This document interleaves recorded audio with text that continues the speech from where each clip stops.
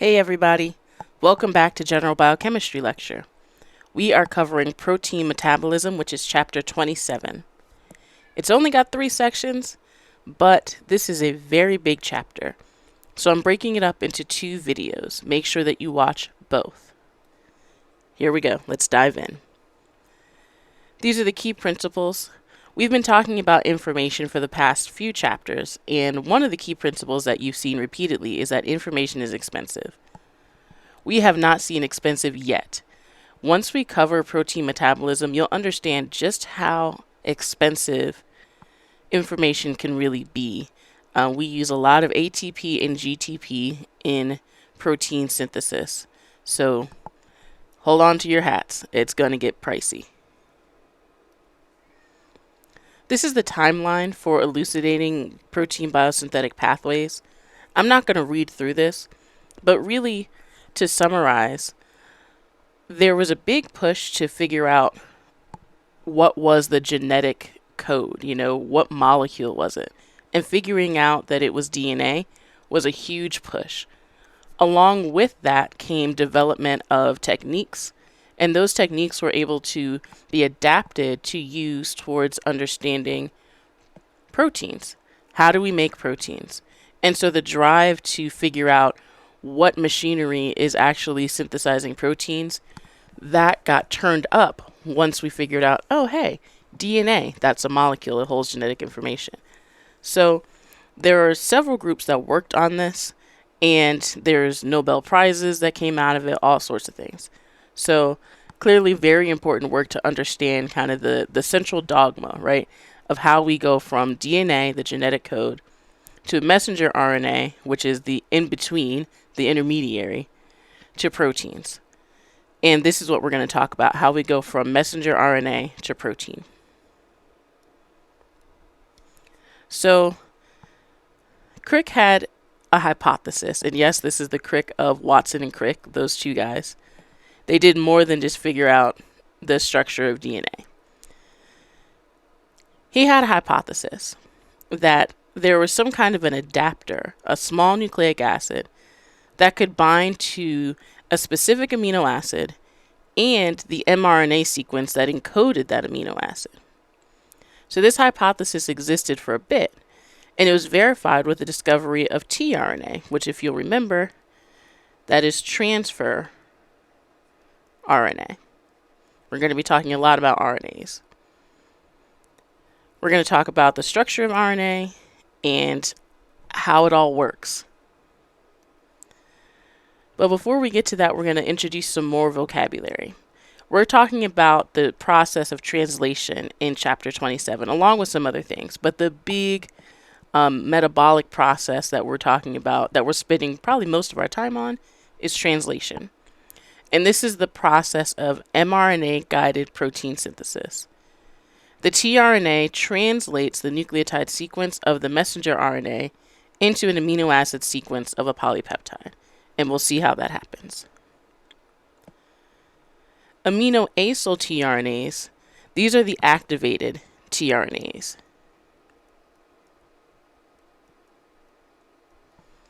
They have an amino acid attached to them. Amino acyl tRNA synthetases catalyze the formation of amino acyl tRNAs. And we'll see later on that there are 2 classes of enzymes that do this. Let's begin with talking about the genetic code. So we know that DNA has 4 code letters, A, T, G, and C. We mix and match them in groups of 2, and it's fine for making, long strands of DNA. But if we're trying to figure out how to make proteins, well, if you combine these in groups of 2, which you can only get 2 to pair at a time, you only get 16 different combinations. That's not enough to encode for the 20 amino acids that we see in proteins. But if you increase that from groups of 2 to groups of 3, you now get 64 different combinations, which is more than enough to encode for 20 amino acids. So there must be 3 groups of 3, whatever this code is, they must come in triplets to identify amino acids. I'm talking about this like you've never heard of a codon before. You have. In biology class, I'm sure you've covered translation, but very likely not in the nitty gritty detail that we're going to cover here. So if this earlier part is review, that is totally fine. Don't worry, we'll get to a part where it isn't. So a codon is a triplet of nucleotides that codes for a specific amino acid. And in all living systems, translation works in a way where the codons are read in a successive, non-overlapping fashion. So that's what's shown here at the top. We've got 9 nucleotides, and we're reading the first triplet, AUA, that's one amino acid. The second amino acid is encoded with CGA, and the third one is with GUC. That's non-overlapping, and that's what we do. Overlapping would be, okay, I'm going to read this as my first codon, AUA, and then for my second codon, I'll read UAC. I'll just shift by one nucleotide, let's say. And then for the third one, I'll shift by one nucleotide again and read ACG. That's overlapping code. That's not what happens here. So we read the translation occurs in a non-overlapping fashion. You read 3 and then you shift. Read another 3 and then you shift. And you shift by 3 nucleotides every time. How do we figure this out? Well, you can take code and insert base pairs, right? So if you insert 1 nucleotide versus 2 versus 3, you'll see issues, right? So you're going to change what's called the reading frame. If you insert or delete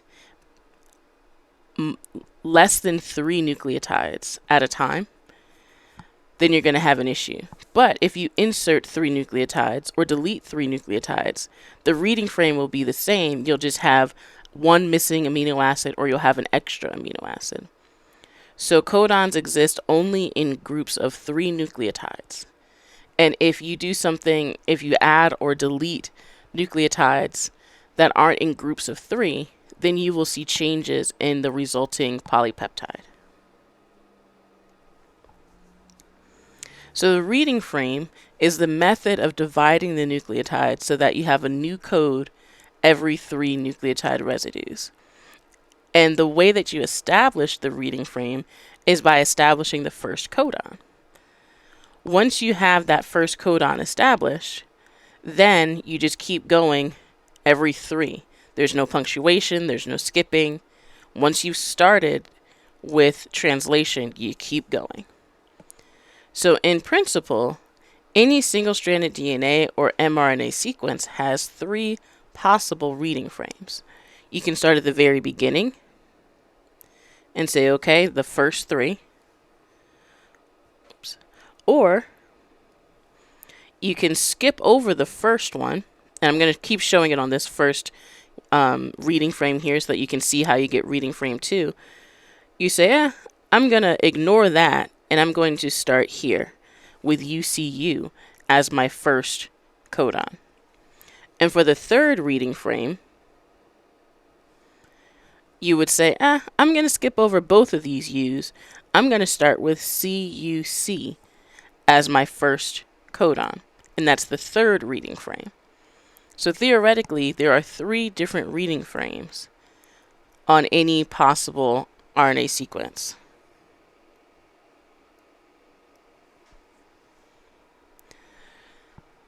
There are lots of obstacles and lots of points of breakthrough and quite a bit of luck to discover tRNAs and the code that tRNAs and mRNA use to bring together the nucleotide sequence and the correct amino acid.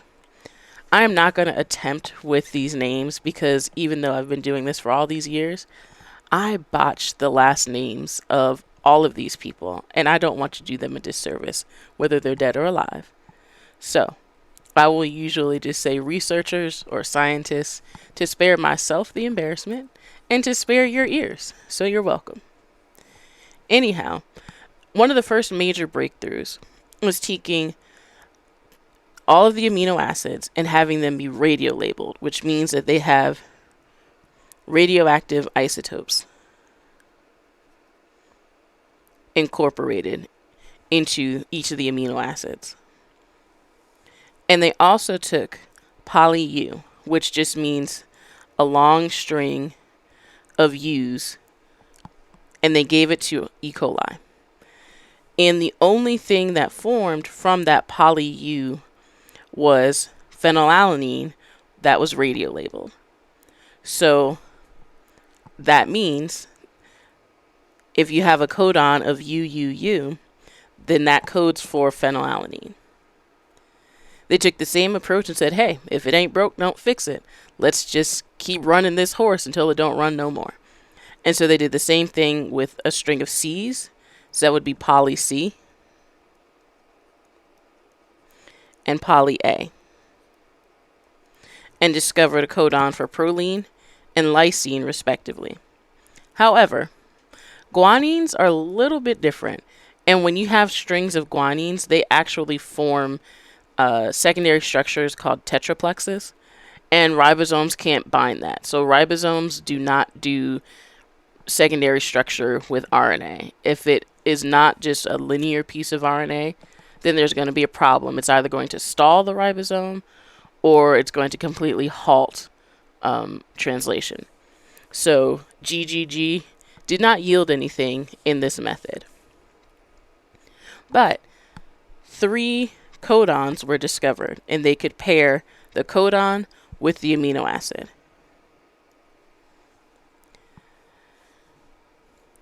Then along comes this enzyme called polynucleotide phosphorylase.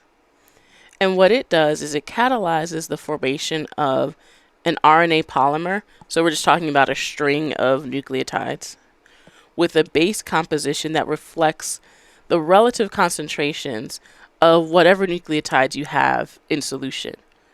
So you can control how much of nucleotide, let's say A or C, you have.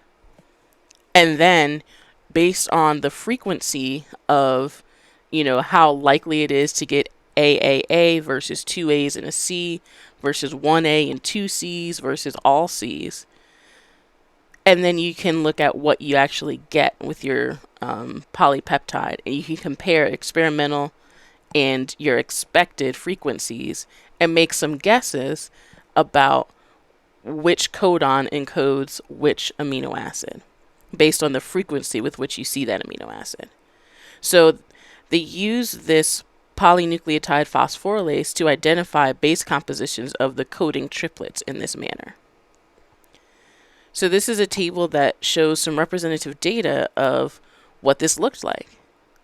So they used a combination of A's and C's, and they used a ton of A, not a whole lot of C. So you would expect to see a lot of lysine, AAA, and less so with 1 A and 2 C's or 2 A's and 1 C or 3 C's. And based on the observed frequency and their expected frequency, they could assign the different codons to different amino acids.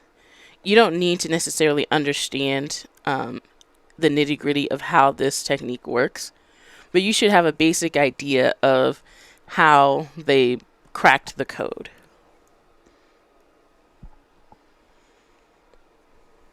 So isolated E. coli ribozymes bind a specific aminoacyl tRNA in the presence of the corresponding synthetic polynucleotide messenger. So what does that mean? That tRNAs will bind to each specific tRNA will bind to an amino acid and bring that to a specific code or a codon. And that's what they're looking at here. So you can have 14 carbon labeled aminoacyl tRNAs. So these are the activated tRNAs. And you can look at the tRNA that has phenylalanine bound to it, for example, and see how often it brings it to this polynucleotide messenger, their mRNA, the fake mRNA. And however many times you see that, that tells you how, which codon you're actually connecting with that tRNA. So if you know the specific sequence of your mRNA, then you can see how many times each amino acid appears, and you can match the tRNA with the codon.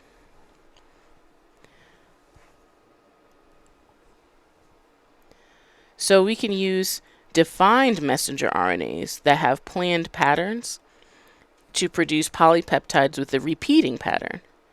And then you'll know which codon codes for which polypeptide.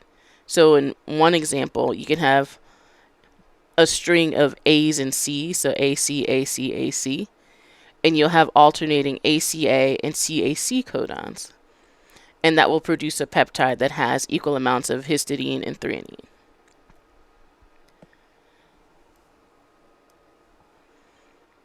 Now, there are also some codons that are stop codons or termination codons. You may have heard them called stop codons. They're the same thing. So there are 3 codons that stop the translation process. And they were identified as termination codons or stop codons. There's only a few of them, but they will absolutely say, they tell the ribozyme, okay, thank you, come again, we're good here. Stop making protein. So this is the dictionary, if you will, of the amino acid code words in mRNA. So you've probably had to look at this chart in biology class. You'll have to do it again here to find the first letter of the codon on the left-hand side of the table, and then find the second letter across the top, and then you look at the third position to figure out which amino acid you have. So for example, if we wanted to look up GCC, you'd first find the G, and then you'd say, okay, let's find the C's. That's in the second box. And GCC is alanine. Notice that there are only 3 termination codons, which I know I'm going to call them stop codons. Stop is an easier word to say, let's just be honest. So there are 3 stop codons, UAA, UGA, and UAG. There's also only 1 codon for methionine, which is the start codon. So those are some important ones to know. That AUG is the start codon, and it's also methionine. You don't need to memorize these, but you do need to be able to look at a nucleotide sequence of an mRNA and be able to translate it, find the starting AUG and then translate the nucleotide sequence to amino acids. And you need to remember how to draw those amino acids so you can draw the resulting polypeptide. Just a reminder, you still need to know those amino acids and how to draw peptide bonds. So heads up, that's what's coming on this exam. So how do we set and maintain a reading frame? Because as we talked about just a second ago, reading frames, there's 3 options. The reading frame is actually set when translation of the mRNA molecule begins. And it's maintained as the triplets are read sequentially. So once you have that start codon, everything else is set in stone. A missense protein has a garbled amino acid sequence. And the way that it's formed is if the initial reading frame is off by 1 or 2 bases. Because remember, 1 or 2 bases means that you're shifting your reading frame. And then it's just going to read nonsense. It can also happen if you skip a nucleotide in the mRNA. So if there's some kind of a hiccup that causes the ribosome to miss one of the nucleotides in the mRNA, and that will shift the reading frame. We'll see that that's not always the case, that you don't always get a missense protein that's going to be garbled and eventually destroyed. But that can actually be used as a tactic in some genes so that you can get two proteins from the same messenger RNA. Just a little foreshadowing. And as I mentioned, there are several codons that serve special functions. There's the initiation codon, AUG. It also codes for methionine. So internally, you'll see methionine, but the AUG signals the beginning of a polypeptide in all cells. And then those stop codons or termination codons. They normally signal the end of a polypeptide synthesis. They're also called nonsense codons. They don't code for any known amino acids. But there are some special cases where a stop codon may be read as a special or modified amino acid. But those are very, very rare. So just like with DNA and RNA synthesis, protein synthesis can be broken up into very similar stages: initiation, elongation, and termination. But after termination, that polypeptide goes through, folding, and it could potentially be processed further, and it could be exported from the cell. It could go to a different organelle. So there's a lot of things that can happen. The initiation process for protein synthesis is pretty elaborate. There's a lot of players that have to come to the party, and the timing of everything has to be just so. The initiation of protein synthesis relies on the initiation codons and lots of other signals in the mRNA.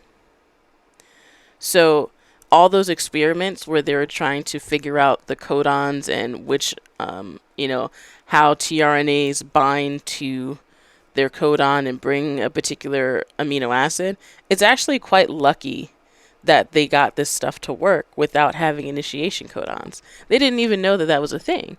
So the fact that these experimental conditions that they found were able to cause the ribosome to still synthesize a polypeptide is actually quite amazing. So that is a huge example of serendipity and lady luck being on their side, because in the cell, there are very stringent conditions for protein synthesis to occur. And all of these conditions were relaxed in their experimental conditions somehow. So when we're talking about translating a protein, we're talking about an open reading frame. And that's a reading frame without a termination codon it has to have at least like 50 consecutive codons. So we can't have 3 codons that code for amino acids and then a stop codon. So longer open reading frames, or ORFs, usually correspond to genes that encode proteins. A typical protein has an ORF with like 500 or more codons. So an open reading frame can be kind of small, but typically the long ones are actual proteins.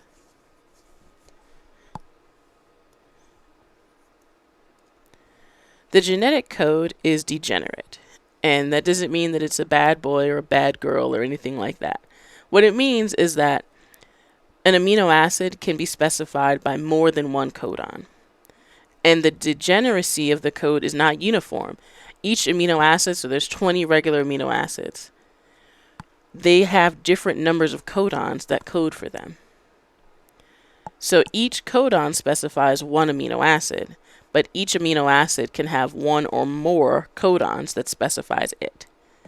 So the two amino acids that only have one codon are methionine and tryptophan. Now you can imagine why you would only want one methionine, because that is the start codon. So if it's the start codon, you don't want to have multiple ways of starting protein synthesis. Let's keep it simple. One thing is the signal that, hey, this is the beginning of the protein. But all the others, there's really no rhyme or reason as for why some amino acids have 2 codons, others have 6. It just is. Amino acid codons are pretty much universal. in all the species that have been examined so far, it's pretty much universal. There is some minor variations in mitochondria, some bacteria, and some single-celled eukaryotes, but by and large, it's pretty much the same. This suggests that there's some kind of a common evolutionary ancestor, and that everybody and everything that that has breath, well, okay, more than just has breath. Bacteria don't have breath, right?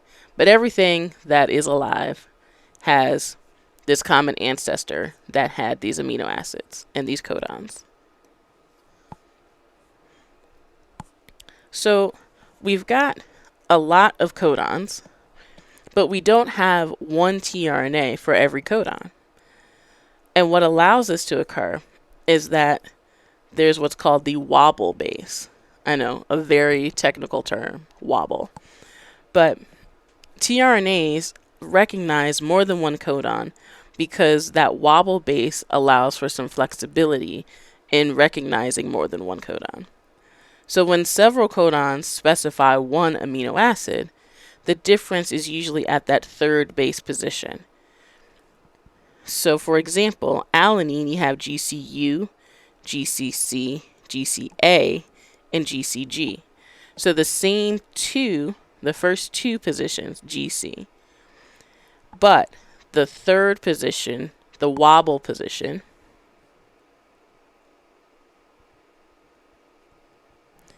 that is variable. So the third position in the codon is much less specific. So this allows tRNAs to recognize more than one codon. Now we've got to talk about the pairing relationship of the codon and the anticodon. So the anticodon is a 3-base sequence on the tRNA itself that pairs with the mRNA codon. So we've got the codon going from 5' to 3'. And then we have to have base pairing with the anticodon. And if we look at the tRNA, this is the 5' side, and this is the 3' side. So it's the same kind of base pairing that occurs with, DNA and double-stranded RNA.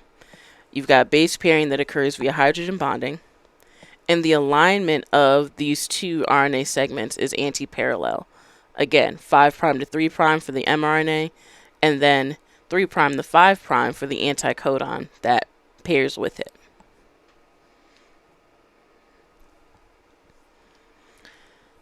The anticodons in some tRNAs use inosine, and that's designated I. It can form weak hydrogen bonds with A, U, and C. So it's pretty promiscuous. It will bind with several different binding partners. And you'll usually see it in that wobble position. So for the anticodon, we're talking about here. So it's the 1 position on the anticodon. It's the 3 position on the codon for the wobble. Remember, anti-parallel. So this just shows one of the ways that you can get flexibility in that wobble to give you the same kind of, the same amino acid. So there's the wobble hypothesis that proposes that the third base of most codons pairs loosely with the corresponding anticodon base. And this permits rapid dissociation of the tRNA from its codon during protein synthesis. Imagine if the tRNA bound so well that the anticodon and codon, they never wanted to separate. If you can't separate the two, then the ribosome can't continue to add on new amino acids to the growing polypeptide chain. So you're not making protein. And that process would take a very, very long time if you had to overcome some very powerful interaction between the tRNA and the mRNA. So instead, you need enough of an interaction to where you are stringent about which tRNAs can bind, but the interaction isn't so strong that it can't be overcome to release the tRNA and continue translating the protein and moving along down the mRNA. So let's think about the relationships of the wobble hypothesis. So this again was born out of the kind of Watson-Crick pair, right? So they had a lot of ideas about protein synthesis, not just DNA. The first two bases of the codon form strong Watson-Crick base pairs with the anticodon, and that gives the most coding specificity. The first base of the anticodon determines the number of codons recognized by the tRNA. So this table is going to kind of help show what that means. So we're looking at the anticodon. So this is the 1 position on the anticodon. This is the wobble. If there's a C here, the only thing that's going to pair with the C is a G. So 1 codon is going to be recognized by this tRNA because you don't have any wiggle room for recognizing something else. Likewise, if you have an A, you're only going to recognize a U. And that's it. There's no wiggle room. There's no wobble. However, let's say that in your wobble position on the anticodon, you have a uracil.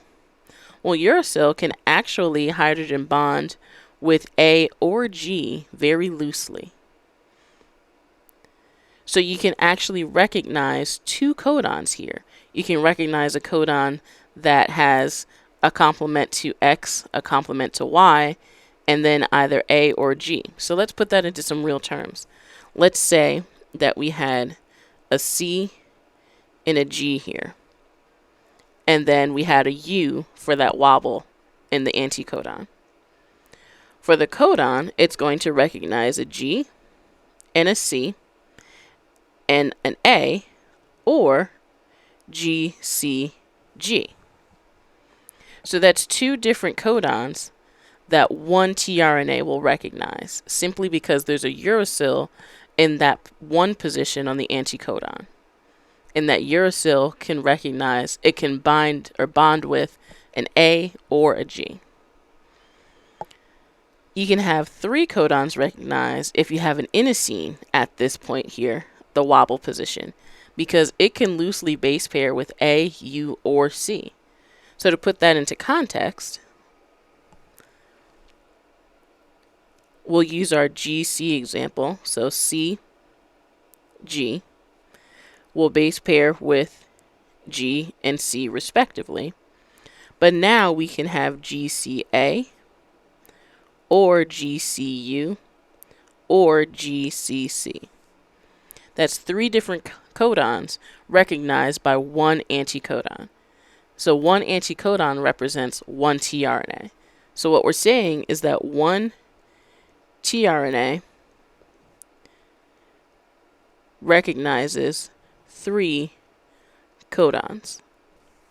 So that's how we don't have to have 1 individual tRNA for every single codon. That would be exhausting.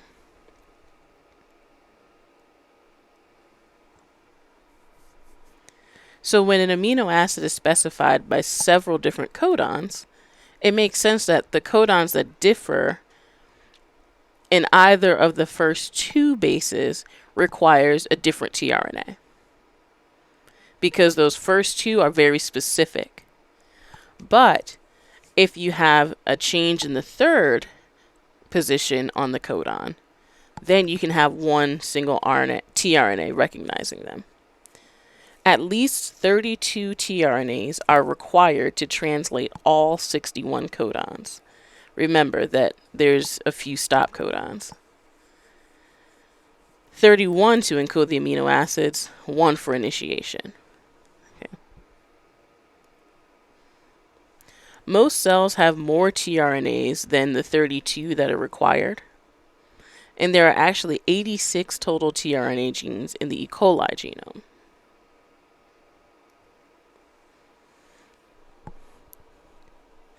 So this genetic code has to be resistant to mutation. Remember that the goal is to make a functional protein product that will go on and do some cellular function. There are mutations, but because proteins have this wobble position, they're resistant to some mutations. So there are missense mutations where a mutation where you have a single new base pair that replaces another. And that's the most common type. The third position of the codon, we can have a substitution there, and 25% of the time we'll see a change in the amino acid. But that's not a lot. That's only a quarter of the time. Silent mutations are mutations where the nucleotide is different, but they encode the same amino acid. So let's say that you had GCC and that got mutated to GCG. Well, they both encode alanine. So who cares? The protein is still going to be the same.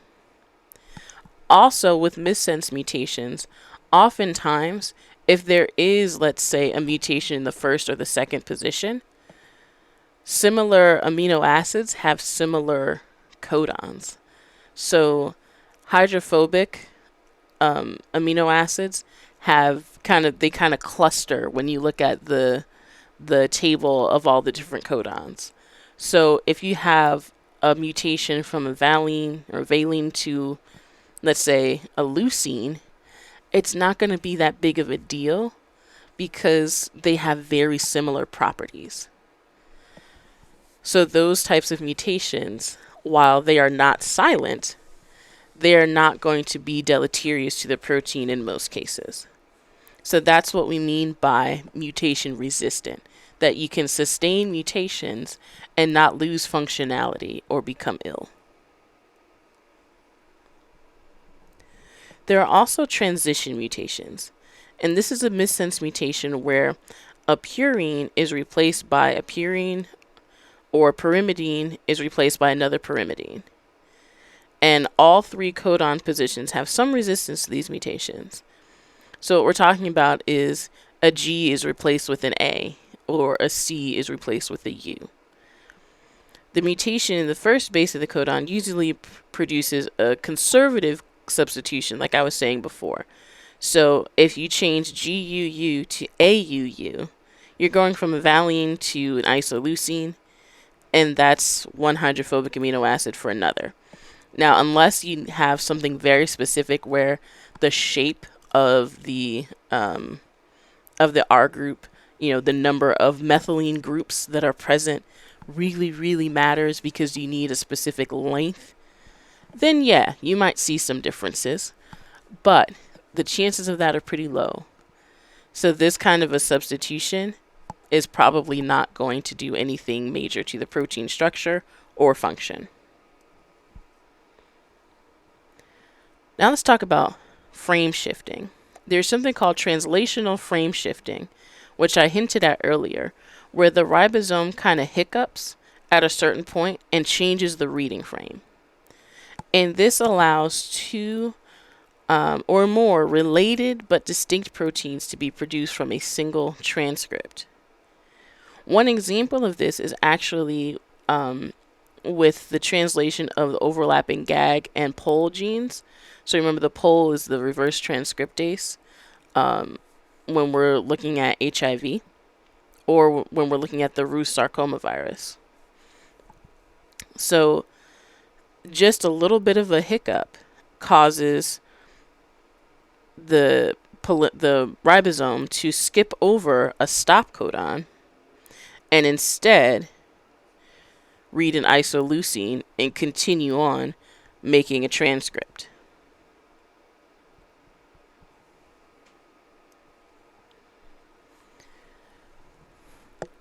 Once a messenger RNA is made, there can be some editing that goes on before translation. So you can add or subtract or alter the nucleotides that will affect translation.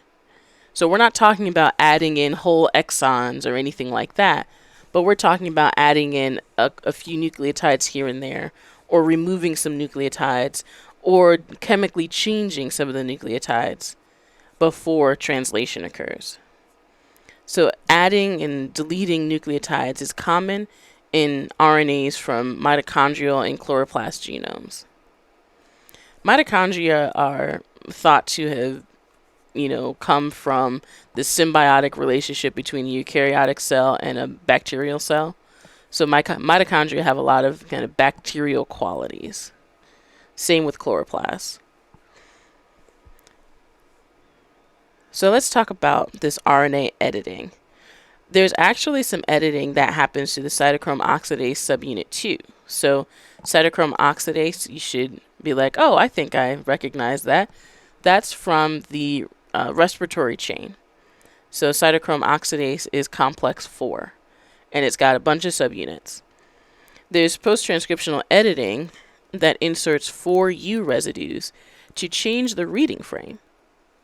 So this is the coding strand from the DNA. The edited mRNA has insertion of 4 U residues that changes the reading frame and gives you different amino acids. There's what's called a guide RNA, or gRNAs, that act as the template for this process. And the key interactions, there are 3 GU base pairs that are essential for guiding the binding of the guide RNA with the messenger RNA to facilitate the addition of these residues. There's also editing RNAs by altering the nucleotides. So we're talking about doing chemistry that changes the nucleotides. So very commonly you see deamination of adenosine or cytidine to form inosine or uridine. So that inosine can go on to then propagate changes in the mRNA that will affect translation. And likewise, if you change to a uridine from a cytidine, that may give you a different amino acid. So deamination, we're talking about losing this amine here on adenosine, or this amine on cytidine. So it gets hydrolyzed, and you instead end up with a ketone.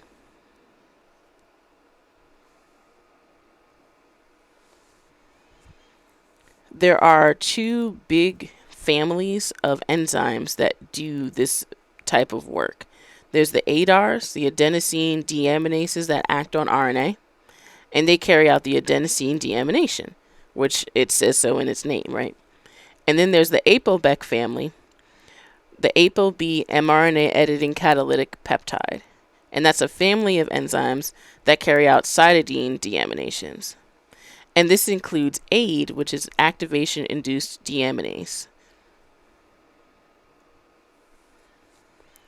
So we've talked about these apolipoproteins when we were talking about beta oxidation. That was back in chapter 17. Well, it turns out that there's some RNA editing that allows for different isozymes to exist in different tissues.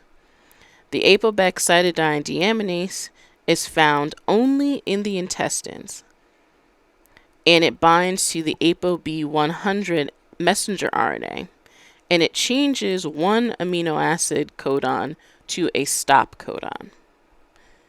What this does is it produces a truncated version of the ApoB protein that only exists in the intestine. In the liver, which is the other place that you see this ApoB protein, it makes a much longer protein that's literally twice the size of the intestinal protein. And this occurs simply because of changing a glutamine codon to a stop codon. So this is a way to preserve space, because think about if we had to have one gene for every single protein that we made. The size of the genome would be so much bigger.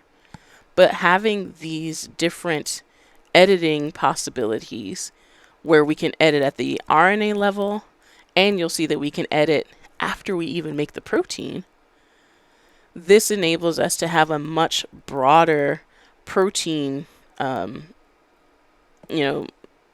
much broader protein base than just the 20 amino acids alone, or having fewer genes to encode for a much larger number of proteins. So this is definitely a conservation of space and energy and time, because imagine if you had to replicate all those genes. One gene for every one protein. That would be forever. I don't think that we would be able to exist on that system, because it would just be, you just constantly be replicating your DNA. You couldn't do anything else. So that's it for the genetic code. We talked about the amino acids and how we kind of discovered what a codon is, what they encode for, how we read them, and some of the different things that can happen to messenger RNA before it even gets to the ribosome. Now we're going to hit protein synthesis. This is where you should tie on your hat, buckle up. Here we go. This is an overview of the 5 stages of protein synthesis. We are going to go over each of these stages in detail, more detail than you'll ever want. So I'm not going to go over this slide specifically, but this is a good study slide to be able to talk through all the different nuances that happen at each step. You can even draw in some of the things that are missing. This is a very generalized slide. When I say this is an overview, it is an overview, okay? This table is another study buddy. It's got all the components that are required for protein synthesis in E. coli. It's a similar thing for eukaryotes. Again, the trend is that eukaryotes typically have more proteins and they're more complex. But each stage that occurs is listed in the column to the far left, and then the essential components are listed in the middle and far right. So there's a lot of things necessary for protein synthesis to occur. It requires a lot of proteins, a lot of RNA, a lot of ATP, GTP, tons of magnesium. It is a very, very resource heavy process. So before we talk about translation itself, we need to talk about the star of the show, which is the ribosome. It is a complex machine. In E. coli, you've got 15,000 plus ribosomes at a given time. That accounts for about 25% of the dry weight of bacteria. Just think about that. A quarter of it is simply ribosomes. Bacterial ribosomes have about 65% ribosomal RNA. That's what rRNA is. And that rRNA forms the core and it catalyzes peptide bond formation. So ribosomes are ribozymes. They are RNA protein complexes, but the RNA is what catalyzes peptide bond formation. In bacteria, 35% of the ribosome is proteins, and those proteins help to stabilize the RNA so that it can do its job. It also helps for recognition of different, elements and things like that. Bacterial ribosomes have 2 unequal subunits, the 30S and the 50S. The S comes from sedimentation experiments where you can look at the layer of sedimentation that these different particles will associate with. And so heavier particles, or more dense particles are closer to the bottom, less dense particles close to the top. But that's where that naming comes from. So the 30S subunit and the 50S subunit, they both have lots of different proteins, and they also associate with their own RNAs.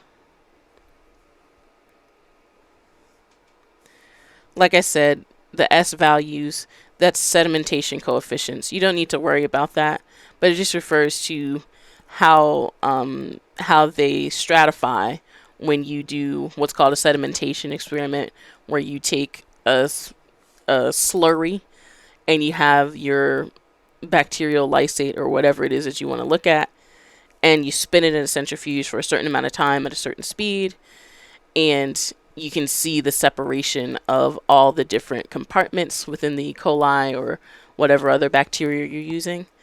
And there are S values or Svedberg units that are associated with each of the different levels.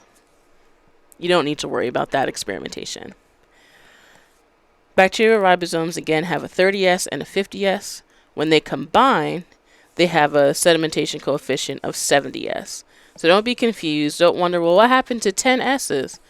We're talking about the sedimentation value. So when they're combined, they have a 70S for their S value.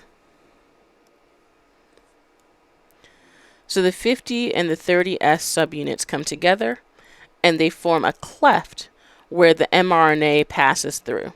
So this big space here is the cleft. The 50S is the bigger part and it's in yellow. And then the 30S is smaller and it is in orange. There is no protein within 18 angstroms of the active site for peptide bond formation, which means, in layman's term, ain't a protein close enough to do this reaction. So it has to be the RNA, which is all up and through that area. And high resolution structures confirm that the ribosome is in fact a ribozyme, a catalytic RNA.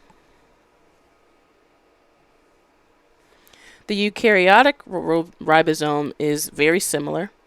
It's got a 60S and a 40S subunit. We have that similar cleft that's formed. Of course, increased complexity, there's more proteins, more RNAs, but it still works the same way. There's conservation of secondary structure in the small subunit ribosomal RNAs. So in green, all of the parts that are the same, that's the green. Purple, yellow, and red are the areas where bacteria, archaea, and eukaryotes are different. So you can see there's far more green than any other color. So most of the folding patterns of the ribosomal RNAs are quite highly conserved across species and all organisms. So here's a summary of the eukaryotic ribosomes in comparison with the bacterial ribosomes. So again, very similar, but some subtle differences. The eukaryotic ribosome is bigger. When the two pieces come together, the 60S and the 40S, you have an 80S eukaryotic ribosome, whereas the bacterial, you have a 50S and a 30S coming together to make a 70S. Chloroplasts and mitochondria have simpler ribosomes than bacteria even. We're not going to talk about their ribosomes specifically, but just know that they are more simple. So ribosomes are assembled through a hierarchical incorporation of all the R proteins as the ribosomal RNAs are synthesized. So the R proteins are just the ribosomal proteins. Just like we use the lowercase r to mean ribosomal with RNAs, it's the same with proteins. The processing of the pre-ribosomal RNAs, which we didn't talk about this when we were talking about DNA and RNA, but DNA pol 1 and 3, 1 and 2 can be involved in tRNA synthesis when we're talking about eukaryotes. But that's neither here nor there. There are other polymerases that make RNA transcripts that are processed in the nucleus to make the ribosomes that are exported to the cytoplasm. The cytoplasm is where protein translation occurs. So the processing of these pre-rRNAs, which is just the RNA transcript straight up, you have to take that and process it and chop it, and it'll encourage some structural changes in secondary structure. Those ribosomal proteins are involved in that, and the binding of those proteins helps to form the secondary structures and stabilize them.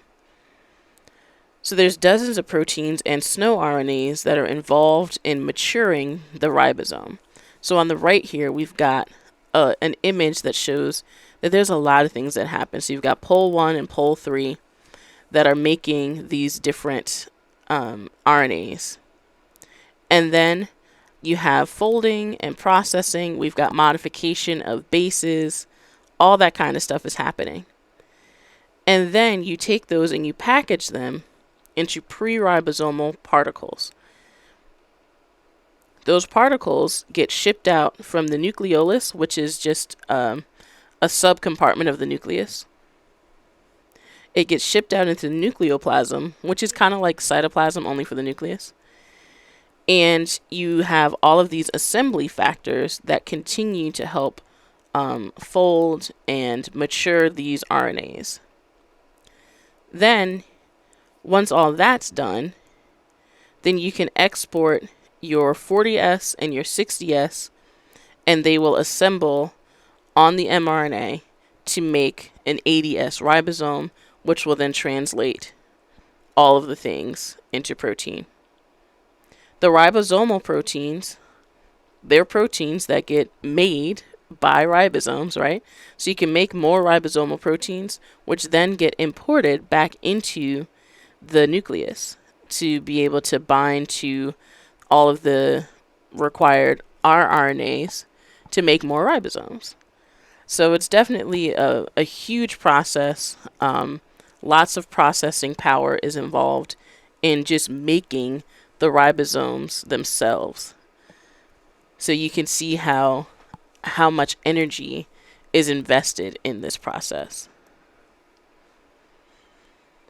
So tRNAs have characteristic structural features. I think by far RNA is a much more interesting molecule than DNA because it can take on so many different structures and so many roles. And tRNAs are another example of why RNA rocks. So both in bacteria and eukaryotes, tRNAs are small.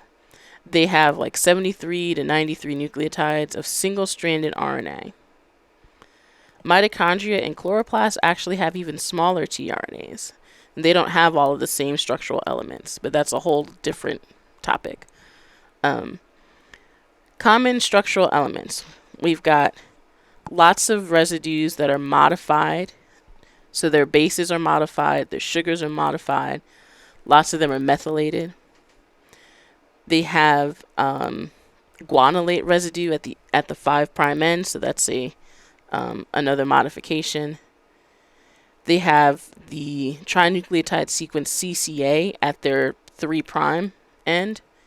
And there's this cloverleaf shape that you'll see in 2D, but in 3D it looks more like a twisted L shape, and I'll show you what that looks like. So on the right here is the cloverleaf, which is the 2D representation of a tRNA. And there are some different structural pieces that are named.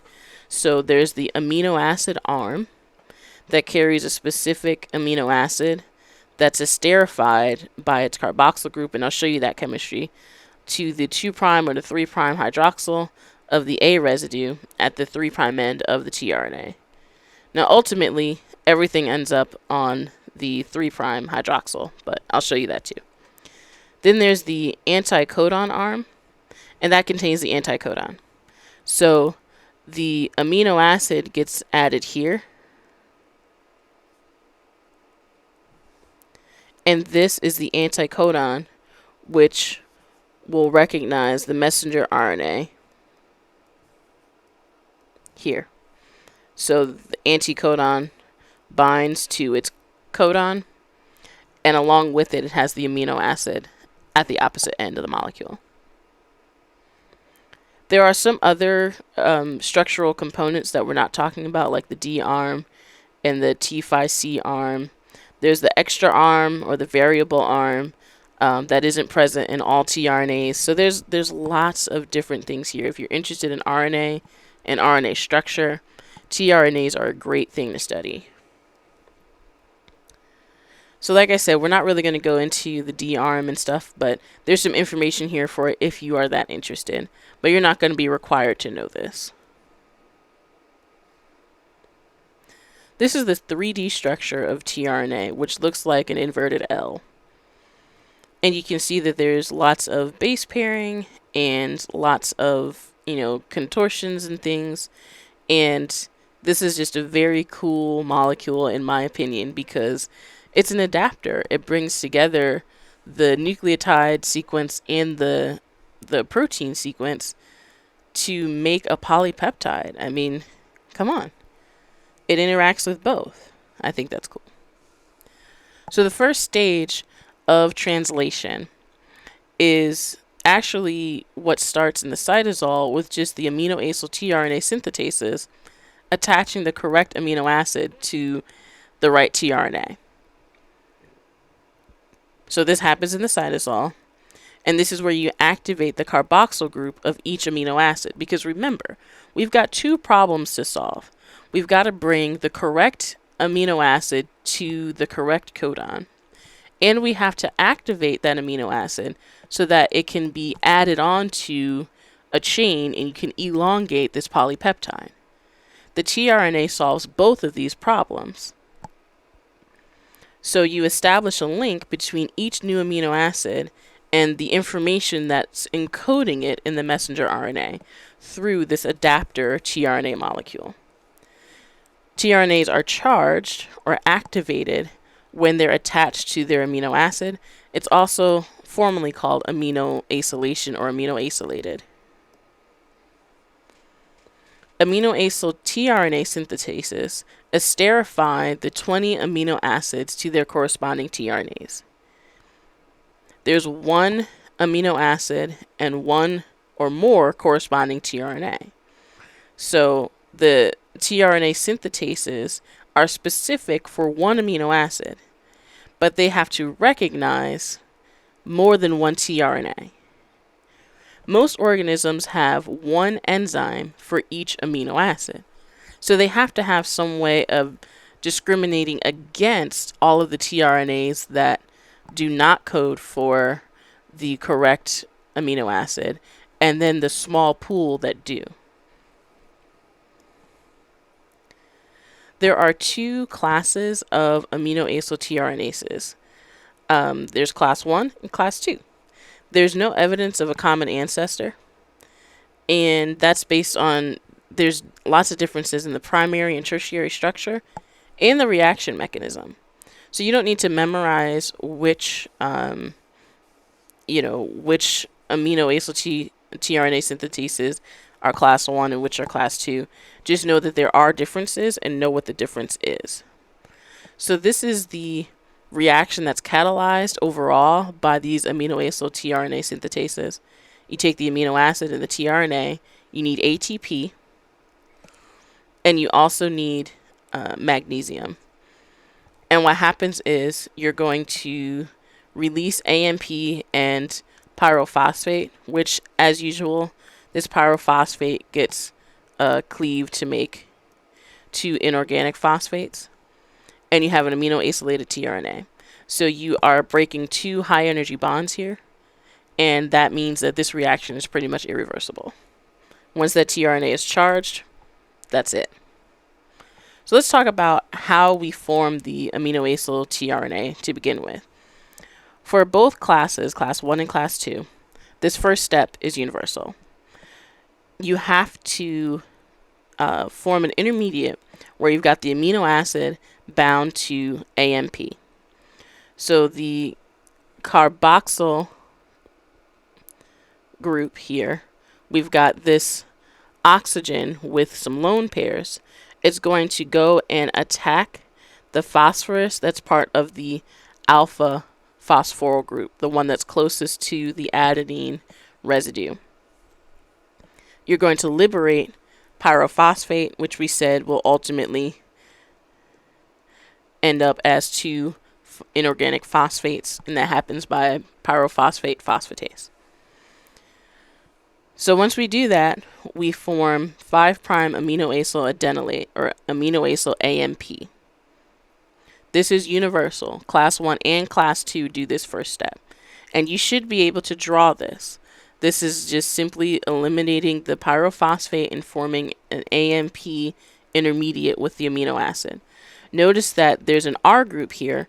This is for every single amino acid. So I could ask you to do it for serine, threonine, tyrosine, any amino acid, and it would be the same reaction. You just have to remember what that R group is. The second step, we have to transfer that aminoacyl group from the enzyme-bound aminoacyl AMP to the correct tRNA. This is where the mechanisms change. So class 1, we're going to do this side on the left, where we're looking at the 3' end of the tRNA. We've got this AMP, and then, we've got this adenine residue at the end. Remember, it's got the CCA at the 3' end of the tRNA. And we've got this aminoacyl AMP. On the 2' hydroxyl for class 1, I'll write it bigger here. The 2' hydroxyl is going to reach out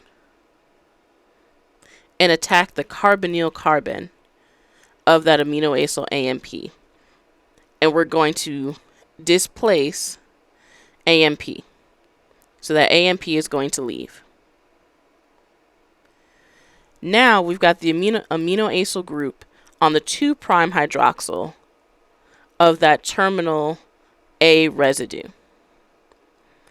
Then the 3' hydroxyl is going to say, hey, you know what? I think I want a piece of that. And it is going to reach out and attack that same ketone, that same carbonyl carbon, and it's going to detach from the 2' and attach to the 3' hydroxyl of the sugar. So that's called transesterification. And then you have the tRNA with the correct amino acid on the 3' hydroxyl of that adenosine. For class 2, we just skip straight to the punch. The 3' hydroxyl reaches out with that lone pair and attacks the carbonyl carbon, and we form this bond immediately. We have the aminoacyl group on the 3' hydroxyl. Boom, we're done.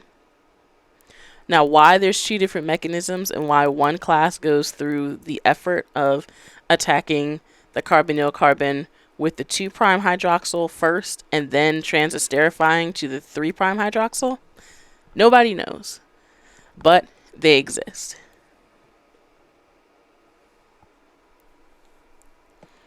So the aminoacyl group is esterified to the 3' position of the terminal A residue on that tRNA. This ester linkage activates the amino acid and it joins it to the tRNA.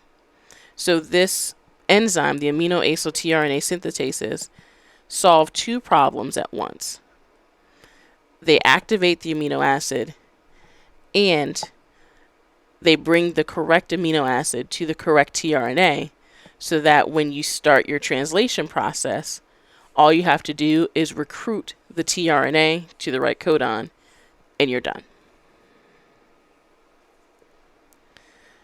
So we talked about the energy kind of throughout here, but let's make it more plain. So that pyrophosphate that's formed, it's going to be hydrolyzed by pyrophosphatase. And that releases energy. We also release energy simply by cleaving that ATP to make AMP and pyrophosphate.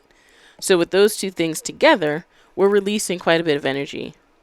And that makes amino acid activation pretty much irreversible. So stop and think for a moment. we just released 29 kilojoules of energy by attaching one amino acid to one tRNA. We said that long open reading frames are somewhere in the ballpark of 500 or more codons. So we have to do this at least 500 times. So that is 500 times this amount of energy that's released. It also means that we're spending 500 molecules of ATP just to make the 500 tRNAs that we need with the correct amino acid attached.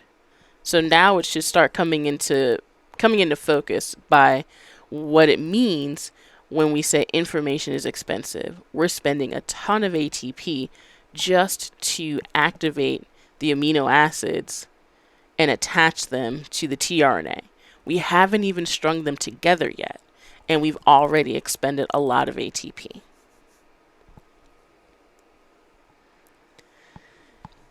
Just like with DNA replication, there's some proofreading that goes on here, but it's not exactly the same, but the concept is similar. So there's proofreading that's done by amino acyl tRNA synthetases. And we'll talk about the isoleucine tRNA synthetase as our case study. So it is able to proofread and distinguish between valine and isoleucine. Now these two amino acids differ simply by one methylene group. So if you were in the lab trying to figure out, if you had some kind of a mixture of these two amino acids and you're trying to separate them, my words to you would simply be good luck. If you didn't have an enzyme to help you, good luck. Because these are so very similar. They have very similar properties. They're going to have similar melting points. They're going to have similar everything. But somehow these synthetases are able to distinguish between the two. What happens is the synthetase will add on that AMP, so the first step where you're expending an ATP molecule and attaching AMP to the amino acid. That will happen. But there's a second site that valine AMP will fit into that isoleucine AMP will not. And because of this, the valine AMP intermediate will be hydrolyzed, which means that we're going to break apart this bond, and you're going to liberate valine and AMP. So yeah, you wasted an ATP, but you didn't attach the wrong amino acid to the tRNA, and that's the most important thing. So this second site that only fits the wrong product and will cleave it is how the synthetase will proofread and prevent valine from getting attached to the tRNA that's supposed to carry isoleucine. And the reason why you can have this kind of proofreading activity is because that one methylene group provides a little bit more length than the valine does. And so valine fits and can be hydrolyzed, and isoleucine does not, simply because of one carbon difference. I think that's amazing because we can't do it in the lab, not as well as an enzyme can. So enzymes, they are the goats. Can't do it chemically without the aid of enzymes. So additional methods for enhancing the fidelity of protein synthesis.